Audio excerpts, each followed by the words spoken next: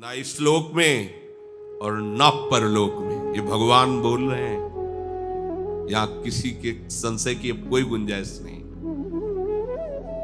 ना इस लोक में ना परलोक में उसका कहीं भी पतन नहीं हो सकता, विनाश नहीं हो सकता। ना मुत्र विनाशस्तस्य, कोई सामर्थ्य ऐसी नहीं रखता। ये बहुत आनंद की बात है। आप जैसे भी जितना भी प्रयास कीजिए आगे बढ़ने का, लेकिन निराश और हताश होने की कोई गुंजाइश नहीं। अभी वो त्याग और तपस्या की चरम अवस्था को नहीं प्राप्त है, शुरुआत है भजन का। देवर्षि नारद जी ने भी श्रीमद् भागवत में कहा है कि जो सब धर्मों का त्याग करके एकमात्र श्री भगवान के आश्रित हो गया और भजन प्रारंभ किया है, अभी भजन परिपक्व अवस्था को नहीं पहुंचा और वो गिर जाता है, पतित हो जाता है, तो उसका कोई भी पतन करने में समर्थ नहीं, क्योंकि भगवान है, रक्षा करता। उसकी दुर्गति नहीं होगी, वो ऐसे संयोग को प्राप्त होता चला जाएगा जो बड़े बड़े पुण्यात्माओं को भी नहीं मिलता। अभी भजन प्रारंभ किया केवल बस, और भ्रष्ट हो गया। उसकी वो गति होगी जो बड़े बड़े पुण्यात्माओं की भी नहीं होती। जो भगवत आश्रय लिए हुए है, नाम भक्ता प्रणश्यति, नाश्रय। एक बार बोला आपने राधा, एक बार जीवन, चाहे जिस भाव से बोला, तो जब आप मरोगे वही यमराज स्वरूप है, वही धर्मराज स्वरूप है। धर्मराज बड़ा शांत गंभीर स्वरूप, महान वैष्णव। यमराज बड़ा ही विकराल रूप, पापियों के लिए यम है और धर्मात्माओं के लिए धर्मराज है। उनके रजिस्टर में जितना सब कुछ भरा हुआ है, एक राधा नाम बोला, राधा। अब सामर्थ्य नहीं है उनकी कि एक नाम का हिसाब कर सके, क्योंकि महान वैष्णवाचार्य हैं। वो भी द्वादश वैष्णव में महाभागवत में श्री धर्मराज जी भी आते हैं। वो प्रभु के नाम की महिमा को जानते हैं। एक बार तुम्हारे जीवन में यदि नाम लिख गया है, किसने बोला था या सुना था, तो दुर्गति शब्द तो खत्म हो गया तुम्हारे जीवन का। विश्वास कर लो, ये दुर्गति शब्द नहीं रहेगा। एक नाम, बस सबसे बड़ी बात है कि इस पर विश्वास की आवश्यकता है। बिन विश्वास भगति नहीं, ते बिन द्रवहि न राम, राम कृपा बिन सपने जीवन लह विश्राम। एक बार,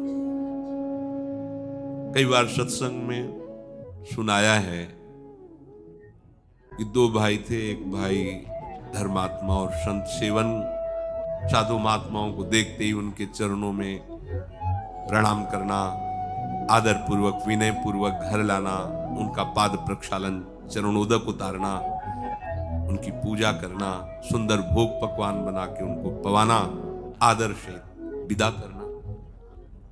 उनका जो भाई छोटा था, शराब पीना, मांस खाना, गंदे आचरण करना और अपने भाई का भी विरोध करना, साधुओं को देखते ही गाली देना, ऐसा। दोनों की अपनी अपनी वृत्तियां। बड़े भाई को अंदर से बड़ा कष्ट हुआ। एक ही गर्भ से पैदा हुए, पर कैसा ये असत आचरण करता है। कब इस पर भगवान की कृपा होगी। एक दिन अयोध्या के संतों की मंडली वहां से पधार रही थी। पहले संत जन पद यात्रा ही करते थे। उसका स्वभाव था संतों की सेवा। विनय किया तो संत श्रद्धा देखते हैं, उनके आदर भाव को देखकर घर गए। जो ही प्रसाद पाने को बैठे तो उसी समय वो शराब पी के लड़खड़ाता हुआ वहां से, क्योंकि घर तो एक ही था, वो ऊपर रहता था। पहले ही संतों से कहा, प्रभु नाराज मत होना, ये हमारा भाई पर ऐसे कुसंग को प्राप्त होकर दुष्ट स्वभाव वाला हो गया है। वो संतों को गाली देते हुए ऊपर चला गया। प्रसाद पवाया और घुटने टेक कर कहा, प्रभु क्या इसका भी उद्धार हो सकता है? तो उनमें जो मुखिया थे संतों में, उन्होंने कहा आप चिंता मत करो, भगवान के नाम में बड़ी सामर्थ्य है। अभी अभी हम उपाय कर देते हैं जिससे इसकी दुर्गति नहीं होगी। संतों से कहा तुम इनके घर से बाहर निकलो, तो शंख घंटा नाद करते हुए निकले। उसको कमरे में पता चला शंख घंटा नाद से कि संत जन गए, तो अपने भाई को गाली देने के लिए कमरे से जे ही बाहर निकला तो जो मुखिया संत थे वो खड़े ही थे, तो बाल ब्रह्मचारी उठा पटक दिया उसको, और नशे में ही था, छाती में चढ़ के बैठ के बोले बोल राम राम, नहीं बोलेगा तो चांद से मार देंगे, बोल राम राम, बोल नहीं बोलेगा वो गर्दन बोल। उसने सोचा कि बोल देने से प्राण बच जाएंगे, इतना तगड़ा बाबा जी ऊपर बैठा है, ज्यादा देर बैठा रहा तो फिर तो राम राम ऐसे उपहास पूर्व या अश्रद्धा पूर्व राम राम। बोले बेटा इसकी कीमत कभी मत लेना। बोले चल कीमत ना चलो अब वो तो जानता ही नहीं ना प्रभु के नाम और प्रभु के भक्तों को। नीचे उतर के आए, उन्होंने कहा विश्वास करना मेरी बात का, अब इसकी दुर्गति नहीं हो सकती। कुछ समय बाद उसको कैंसर हुआ, शरीर में भयानक पीड़ाएं, शरीर पूरा हुआ, यमपुरी में पहुंचा। यमराज जी ने पूरा हिसाब तो सेकंड के कम हिस्से में देख लेते हैं। अब ये तो सीधे नहीं कि जाओ रो में डालो, क्योंकि 2 बार नाम लिया। उनका भाई तुम्हारा पूरा हिसाब जो है नरक वाला है, बस एक मंगलमय कार्य हुआ। संत के द्वारा प्रेरित होकर 2 बार तुमने राम राम कहा, बोलो तुम इसका क्या सुख चाहते हो, जो चाहोगे तुम्हें प्राप्त हो जाएगा, फिर तुम्हें ये नरक भोगना पड़ेगा जो पाप कर्म किए।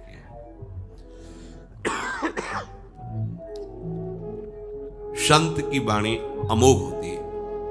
उस समय भी उसकी स्मृति में आया कि बेटा इसकी कभी कीमत मत लेना।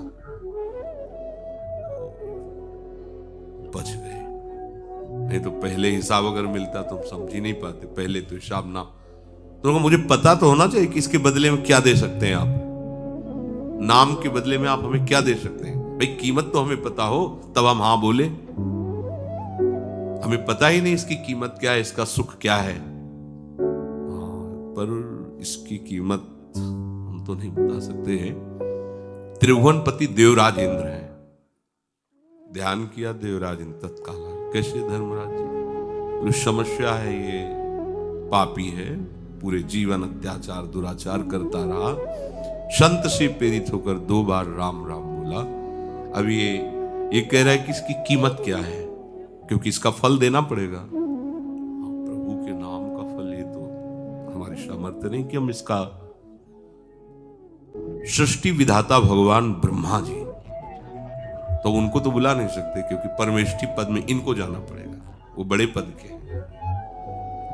धर्मराज जी देवराज जी ब्रह्मलोक पहुंचे। बीच की बात की जब कहा उनसे कि जीवात्मा से चलो साथ, कहां? बोले हम लोग तो निर्णय नहीं कर पा रहे, ब्रह्मा जी करेंगे। तो बोला ऐसे थोड़ी जाएंगे, वो बहुत चतुर। बोला पालकी लाओ, उस पर बैठ के जाएंगे। उसकी पालकी में एक तरफ देवराज इंद्र, एक तरफ धर्मराज। बोले जितने तुम्हारे भयावने दूत है ना, ये हमारे सामने भी नहीं आने चाहिए। शासन कर रहा है 2 बार ना सब। ब्रह्मा जी ने कहा कौन सी लीला हो रही है भाई, कौन सा महाभागवत आ रहा है इतने सम्मान से? बोले प्रभु महाभागवत नहीं, महापापी है। 2 बार ये संत के कहने से राम राम बोला है। आप पितामह हैं, संपूर्ण सृष्टि के विधाता हैं, क्या फल इसको दिया जाए? क्योंकि सारे फलों का लेखा जोखा आपके हाथ में प्रभु। इसको 2 बार राम राम कहने का क्या फल? दाढ़ी क्या भगवान का नाम है, होश में। ऐसे थोड़ी फाइनल में बोल सकते हो आप, होश में प्रमाणित। तो उन्होंने कहा देखो हम तो सृष्टि रचना और इसमें सब लगे रहते हैं, महादेव जी ध्यानस्थ रहते हैं नाम में, वो नाम की महिमा जानते हैं, उनके पास चलते हैं। ब्रह्मा जी, देवराज इंद्र, धर्मराज,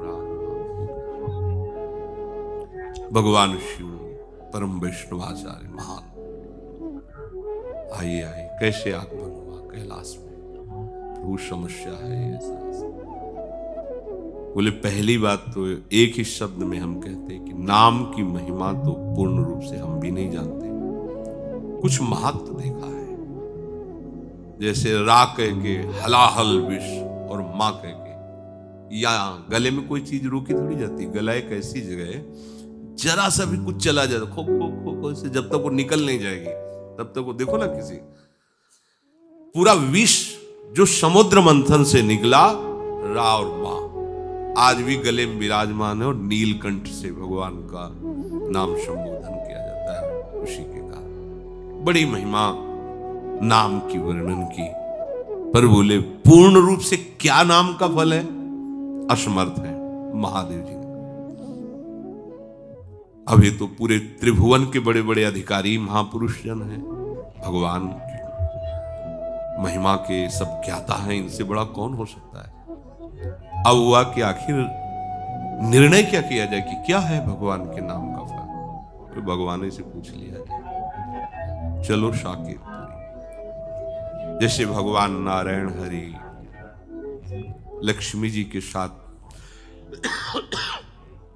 वैकुंठ में विहार करते हैं अपने दिव्य पार्षदों के साथ, ऐसे ही भगवान रघुनाथ जी सिया जी के साथ अपने परिकर के साथ साकेत बिहारी है।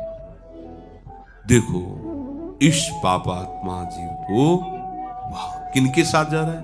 ब्रह्मा जी, महादेव, देवराज इंद्र, धर्मराज, अखिल लोक चूड़ामणि भगवान सिंहासन पर विराजमान है। वाम भाग में सियाजू विराजमान है। चरणों को सहलाते हुए महावीर, महाबली, परम ज्ञानी हनुमान जी महाराज। पूरा प्रभु मुस्कुराए, कैसे कैसे ये सब भगवत स्वरूपों का कैसे आगमन हुआ? बोले प्रभु बड़ी समस्या है, इसको आप ही समाधान कर सकते हो। ये जीवन भर आपकी आज्ञा का उल्लंघन करने वाला जीव है, शास्त्र विरुद्ध आचरण, पापात्मा। संत से प्रेरित होकर 2 बार आपका नाम लिया है, इसका क्या फल हो सकता है? क्योंकि हम सब असमर्थ हैं कि इसके फल का ठीक निर्णय कर सके। भगवान ने कहा उठा के हमारे पास लाओ, गोद में बैठा ला।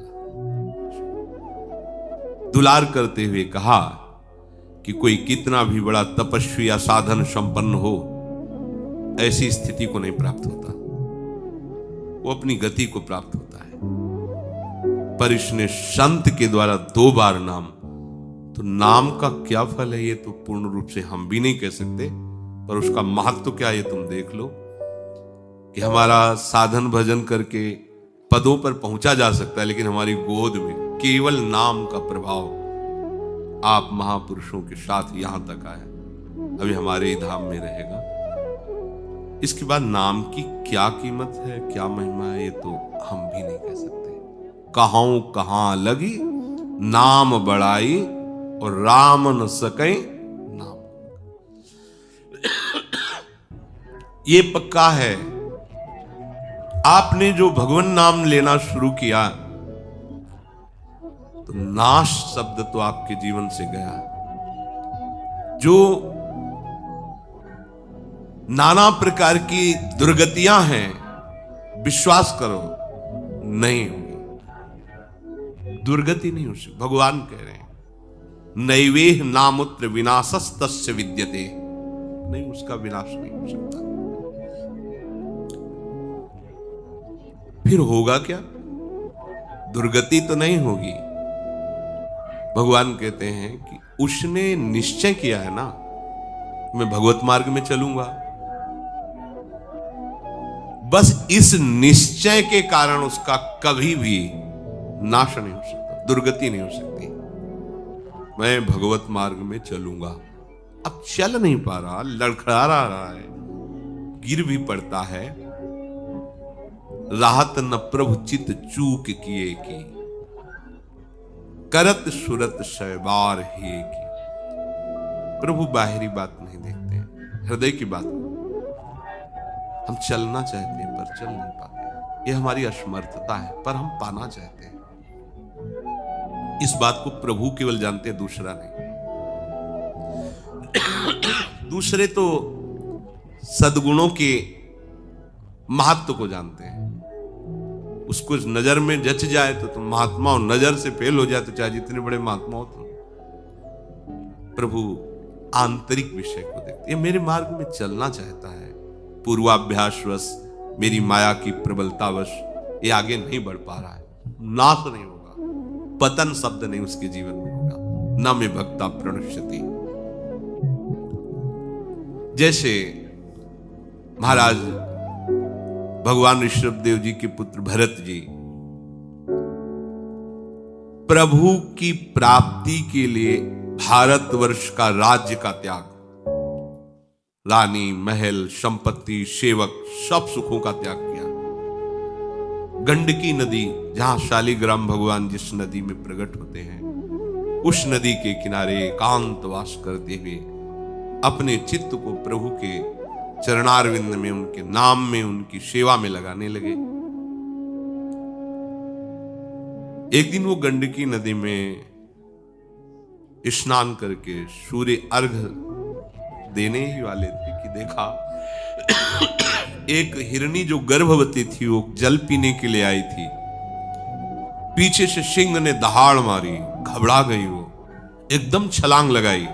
गर्भवती होने के कारण वो जो गर्भस्थ शिशु था योनि द्वार से जल के प्रवाह में गिर गया और वो आगे गिर करके मर गई। ये भरत जी ने देखा, वो तो मर गई जो मां थी, और अभी नवजात शिशु है तो मर जाएगा जल में। दौड़े और उसको गोद में उठाया। वैसे ही सुंदर होता है हिरण का शावर। अब लाए और उसको दुलार करने लगे। 2-3 दिन में वो ऐसे चलने लगा। अब पूरी दृष्टि उस पर, कहीं कोई भेड़िया ना खा जाए, कहीं कोई सिंह ना खा जाए। नहीं नहीं, ये मेरी शरण में है, इसका कोई नहीं है।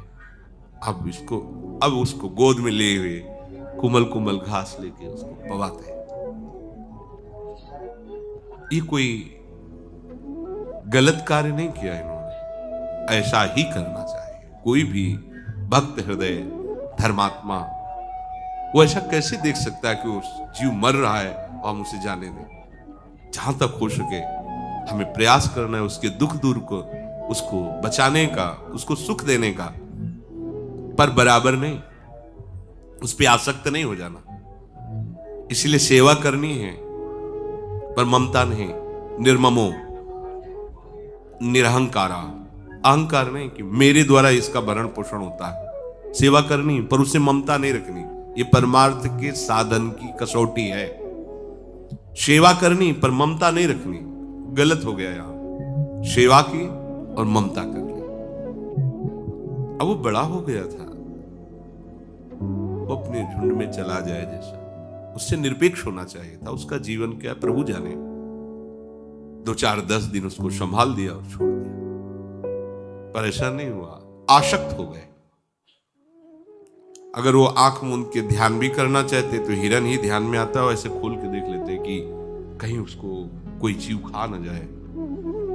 कभी कभी वो ध्यान में है, छोटे छोटे सींगों से ऐसे उनको बड़ा सुख मिलता। पुत्र परिवार का जिस लक्ष्य की प्राप्ति के लिए त्याग किया, उसी लक्ष्य में ये बाधा खड़ी हो गई और वो समझ नहीं पा रहे। कभी गले में उसको ऐसे बैठाल के जैसे अपने बच्चों के साथ दुला, ऐसे वन में हूं। अब सारा का सारा समय उसी हिरन के साथ। बड़ा वियोग वर्णन है उसमें जो चला। अंतिम समय उसी हिरन में आसक्त होते हैं। छूट गया, देखो मार्ग छूट गया, एकदम भजन छूट गया। भागवत में लिखा है जिस भजन के लिए उन्होंने सब का त्याग किया, उसी भजन का त्याग कर दिया। एक क्षण भी भजन नहीं कर रहे, बस उसी हिरन के बच्चे के साथ। अंतिम समय में उसी हिरन का ध्यान करते हुए उनका प्राण छूटा। अब क्या होना चाहिए था? दुर्गति होनी चाहिए थी? नहीं, ऐसा नहीं। जब हिरण बने पूर्ण ज्ञान प्रकाश में है। ओह, मेरी दुर्गति अर्थात उस उत्तम मानव देह से जो भगवत प्राप्ति की साधना कर रहे थे, उसमें विक्षेप और मैं हिरण के शरीर में आ गया। अब नहीं, जिस दोष के कारण हमारा ये पतन हुआ, अब नहीं। अपनी मां को छोड़ दिया, बच्चा हिरण वही गंडकी नदी के पास है। हरी घास नहीं खाते, कहीं ममता ना हो जाए, बड़े सावधान अपने शरीर को उसी गंडकी नदी में खड़े करके जो पूर्व में मंत्र जप रहे, वही मंत्र जप रहे हिरण के शरीर में, वैसी साधना प्रारंभ। क्या पतन हुआ? भगवान के आश्रित परमार्थ में चलने वाला पथिक कभी भी पतित नहीं होता। जो बड़े बड़े परमहंसों की स्थिति होती है, हिरण की स्थिति है। गंडकी नदी में शरीर को खड़ा किए, मंत्राकार वृत्ति, हरी घास भी नहीं, सूखे तृण पत्ते खाते हैं जिससे राग ना हो जाए। शरीर छूटा, अगला जन्म ब्रह्म ऋषि के रूप में हुआ, कोई साधना नहीं करनी पड़ी। ब्रह्मबोध संपन्न महापुरुष, ज्ञान की ऊंची भूमिका में स्थित जड़ भरत के रूप में। भजन का क्रम नहीं नष्ट हुआ, साधना नहीं रुकी। ये मार्ग ऐसा नहीं 100 बार बोला है तो अब 101 बार शुरू होगा, 99 नहीं होगा। जितनी स्थिति में आप पहुंचेंगे उस स्थिति से कभी पतन नहीं हो सकता। सुरक्षित बैंक है ये भागवती, और ये आपके पास है। बताया दो नाम बोले थे, हिल गया पूरा सिस्टम ब्रह्मा का, निर्णय नहीं कर पाए। और आप अब इसमें सावधानी ये रखनी है कि हमारी बुद्धि कहीं नकारात्मक सोच में ना जाए। 2 नाम से काम चल जाएगा तो शाम के बोल देंगे राधा राधा, दिन भर दुराचार करेंगे। ऐसा जिस नाम की इतनी महिमा है, हम उस नाम को कभी छोड़ेंगे ही नहीं। हम ऐसे मार्गों का क्यों चयन करेंगे जिसमें हमें आनंद की अनुभूति ना हो?